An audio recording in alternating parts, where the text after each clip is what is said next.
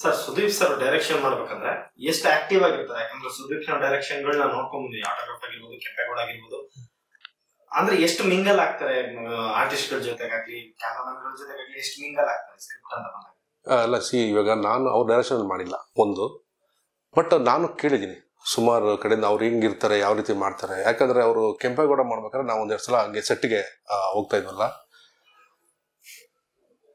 ಫ್ರೇಮ್ಗೋಸ್ಕರ ಓದಾಡ್ತಾರೆ. ಆ ಫ್ರೇಮ್ಗೆ ಅದಿರಬೇಕು, ಇದು ಬರಬೇಕು. ಅವರು ಆರ್ಟಿಸ್ಟ್ ಅಲ್ವಾ, ಆರಾಮಾಗಿ ಅವರು ಕುತ್ಕೋಬೋದು. ಇನ್ನೊಬ್ಬರಿಗೆ ವ್ಯಕ್ತಿಗೆ ಅವರು ಅಲ್ಲಿ ಅಸೋಸಿಯೇಟ್ ಇರ್ತಾರೆ, ಅವ್ರು ಇರ್ತಾರೆ, ಮತ್ತೊಬ್ರು ಇರ್ತಾರೆ, ಅವ್ರಿಗೆಲ್ಲ ಹೇಳ್ಬೋದು.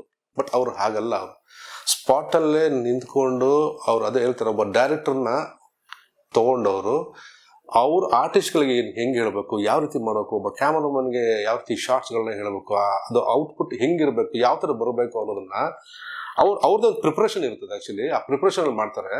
ಸೊ ನಾನು ಅವಾಗ ಅದೇ ಅನ್ಕೊಂಡೆ, ಆಲ್ರೆಡಿ ಅವರು ನಟನೆಲ್ಲ ಅಂತ ಪ್ರೂವ್ ಮಾಡಿದ್ದಾರೆ. ಬಟ್ ಡೈರೆಕ್ಷನ್ ಅಂತಂದಾಗ ಡೈರೆಕ್ಟರ್ ಅಂದ ತಕ್ಷಣ ಹೆವಿ ಅದು ಟೆನ್ಷನ್ ವರ್ಕ್ ಅದು. ಆ್ಯಕ್ಚುಲಿ ಎಲ್ಲ ಒಂದು ಫ್ರೇಮಲ್ಲಿ ನಿಲ್ಲಿಸ್ಬೇಕು, ಅವ್ರನ್ನ ಮಾಡಿಸ್ಬೇಕು ಅಂತಂದರೆ ಅದು ತಮಾಷೆ ವಿಚಾರ ಅಲ್ಲ, ಅದಷ್ಟು ಟೆನ್ಷನ್ ಇದ್ದೇ ಇರ್ತದೆ. ಆಯಿತಾ.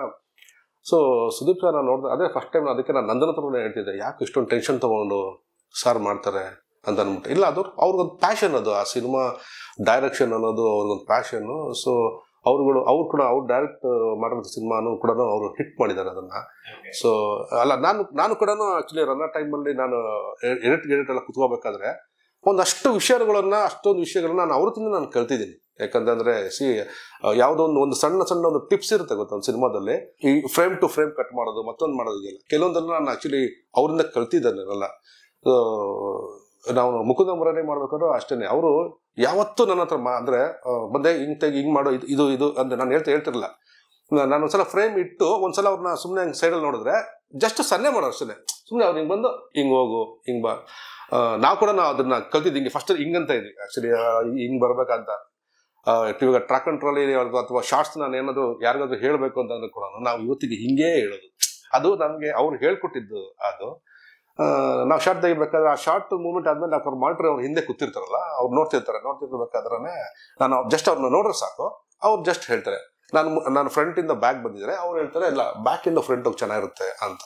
ಸೊ ಈ ಥರದೊಂದು ಕಾಂಪ್ಲಿಮೆಂಟ್ ಕೊಟ್ಟರೆ ಅಷ್ಟೇ. ಬಿಟ್ರೆ ಅವರು ನಾನು ರನ್ನ ಮುಕುಂದ ಮರ 2 ಸಿನಿಮಾ ಮಾಡಿದ್ರು. ಫಸ್ಟ್ ಆಕ್ಚುಲಿ ಮಾಡೋಕ್ಕಿಂತ ಮುಂಚೆ ಬಲೆ ಎದುರಿಸಿದ್ರು ನನಗೆ. ನೀನು ಸುದೀಪ್ ಅವ್ರ ಜೊತೆ ಮಾಡೋಕ್ಕಾಗಲ್ಲ ಬಿಡು, ಆ ಕಷ್ಟ ಇದೆ ಅವ್ರ ಹತ್ರ ಮಾಡೋದು, ನೀನು ಮೋಸ್ಟ್ಲಿ ನೀವು 2 ದಿವಸ ಅಷ್ಟೇ, ಎರಡನೇ ದಿವಸಕ್ಕೆ ನೀನು ಓಡಿಸಿಲ್ಲ ಅಂತಂದ್ರೆ ಕೇಳುವಂತ ಇದೇ ನಮ್ಮ ಇಂಡಸ್ಟ್ರಿನಲ್ಲಿ ಇರೋಂತಹವರೇ ಮಾತಾಡಿದ್ದು. ಅದೇ 2ನೇ ದಿವಸದಲ್ಲಿನೇ ನಾವು ಶೂಟ್ ಮಾಡಿದಾಗ ಅವ್ರ ಹತ್ರ ಸಭಾಷ್ ಅಂತ ಅನ್ಸ್ಕೊಂಡೆ ಬಂದಿದ್ದು. ಸೊ ಅಲ್ಲಿಂದ ಅವರಿಗೆ ಫೇವ್ರೆಟ್ ಕ್ಯಾಮರಾಮನ್ ಆಗಿನೇ ನಾವಿದ್ದೀವಿ. ಸರ್ ಸುದೀಪ್ ಸರ್ ಯಾವ ಫ್ರೇಮ್ ಅಲ್ಲಿ ಚೆನ್ನಾಗಿ ಕಾಣ್ತಾರೆ ಸರ್? ಅವ್ರದ್ದು ಲೆಫ್ಟ್ ಚಿನ್.